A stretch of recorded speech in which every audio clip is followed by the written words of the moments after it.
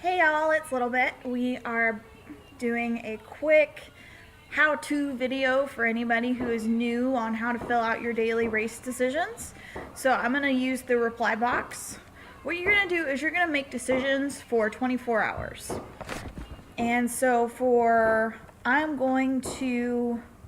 are two speeds you can run your team. You can pace your team or you can push your team.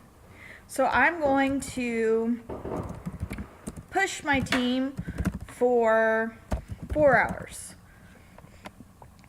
Then I'm going to rest for 2 hours and feed 2 cups per dog. Then I'm going to push for 2 hours and then pace for 2 hours. So you have to remember that your team cannot run full out for the whole race. It'll exhaust them faster by pushing them. If you pace them, you're going slower. And you also need to remember to stop and rest your team and feed them. Your team is not a robot. They cannot run without a whole bunch of calories.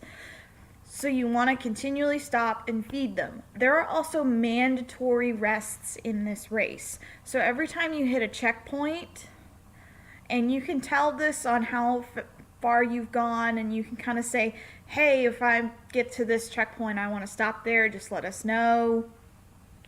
But there are 3 mandatory rests in this race. You have 2 mandatory 8-hour rests and 1 mandatory 24-hour rest, so your team doesn't run that out the whole way. They do this in the real Iditarod.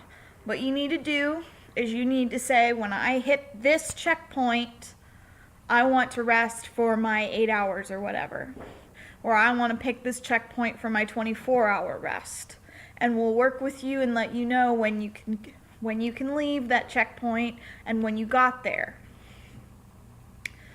So don't forget about those. I will be reminding you closer to the end of the race if you haven't taken them already. I highly recommend using them when the weather is bad.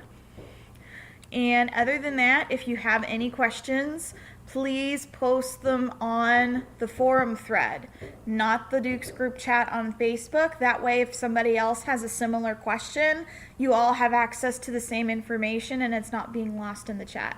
Thanks so much, guys. Bye.